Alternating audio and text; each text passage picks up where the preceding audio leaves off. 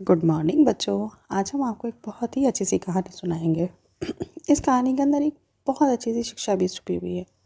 कहानी एक राजा की है। उसके दो बेटे होते हैं। दोनों बेटे जुड़वा थे। उसमें ना कोई बेटा बड़ा था और ना ही कोई छोटा था। राजा ने अपने दोनों बेटों की परवरिश भी बिल्कुल एक सी की थी। एक सी उनको एजुकेशन दी थी। एक इस तरह से उनको सारे हुनर सिखाए थे। धीरे धीरे करके बच्चे बड़े हो जाते हैं और राजा बूढ़ा हो जाता है। अब वह समय आ जाता है जब राजा को उन दोनों बच्चों में से किसी एक को अपना राजपाट देना था। अब दोनों में जब कोई बड़ा या कोई छोटा ही नहीं था तो ये डिसाइड करना बहुत मुश्किल था कि किसको अपना राजपाट सौंपा जाए। राजा ने अपनी ये समस्या अपने दरबार में रखी। सभी दरबारियों ने कहा कि अब इसका एक ही हल निकल सकता है कि हम उन दोनों के सामने एक चुनौती रख देते हैं। जो भी इस कंपटीशन को पास करेगा उसी को राजा बना दिया जाएगा।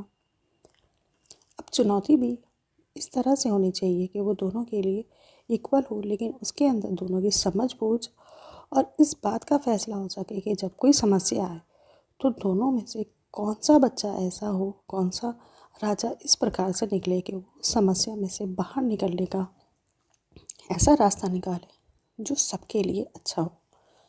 बहुत सोचने के बाद राजा ने अपने दोनों बेटों को कहा, एक खाली कमरा दिया। दोनों कमरों की लंबाई चौड़ाई ऊंचाई एक बराबर थी। राजा ने कहा कि ये 5 रुपए हैं। इन 5 रुपए से आप कोई ऐसा सामान लेकर आइए जिससे कि ये पूरा कमरा भर जाए। चुनौती बहुत मुश्किल थी।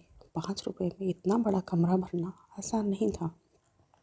दोनों राजकुमारों ने अपनी पूरी पूरी सूझबूझ लगाई। पहले राजकुमार ने सोचा कि 5 रुपए में ऐसा क्या सामान आ सकता है। उसने सोचा, ठीक है, मैं ऐसा करता हूँ, कबाड़ा खरीद लेता हूँ।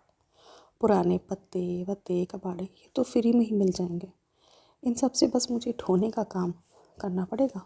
वो मैं ढो लूँगा 5 रुपए में और मेरा कमरा भर जाए। इसलिए उसने जंगल में से सब पत्ते वत्ते सब कबाड़ा लेके उस कमरे को भर दिया। दूसरे राजकुमार ने सोचा कि अगर मैं इस कमरे के अंदर एक दिया जला दूँ तो इस दिया की रोशनी से भी ये पूरा कमरा भर जाएगा। और उसने अपने कमरे के बीचों बीच में एक छोटा सा दिया ला के जला दिया जो 5 रुपए से भी कम कीमत का आया था, और उसकी रोशनी से वो पूरा कमरा भर गया। जब राजा ने पूछा, सब लोग देख के हैरान रह गए। दूसरे राजकुमार ने कहा कि आपने कमरा भरने के लिए कहा था, मैंने इस कमरे को रोशनी से भर दिया। इसी प्रकार बच्चों हम कह सकते हैं कि हमारे पास जो रोशनी है, जो ऊर्जा है, उसको भी हम थोड़ी से, अगर हमारे पास सहूलतें नहीं हैं, फैसिलिटीज़ नहीं हैं, सुविधाएं नहीं हैं, लेकिन हम पर ज्ञान है, हम पर रोशनी है, हम पे कुछ करने की एक चाहत है, तो वो करके हम कम से कम सुविधाओं में भी बहुत रोशनी, बहुत उजाला फैला सकते हैं।